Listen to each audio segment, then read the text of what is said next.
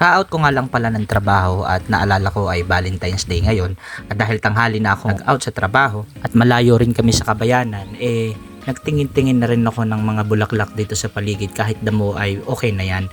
Ang mahalaga naman ay nakatipid ka sa mga panahong ito. Biro lamang. Ayun, ang mahalaga naman syempre, nag-effort ka at yung pagmamahal mo sa iyong asawa o sa girlfriend or sa iyong partner. At dahil kulang pa nga ito para tawaging isang bouquet, naghanap-hanap pa ako dito sa aming paligid, sa aming kapitbahay. At ayun nga, meron pa nga akong nakitang itlog ng tikling habang naghahanap ng bulaklak. Ito nga, at meron pa akong nakitang napakagandang bulaklak, kulay dilaw ba ito?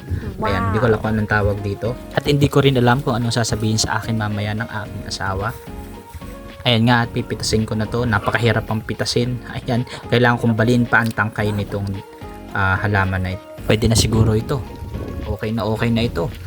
Ayan, at habang naglalakad na ako pa uwi ay nakita ko may bulaklak pala yung kangkong namin at di ko na rin pinalampas. Maganda naman yung bulaklak at pinitas ko na rin ito.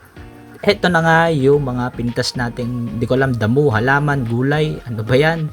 Ito at ibibigay ko na sa aking asawa.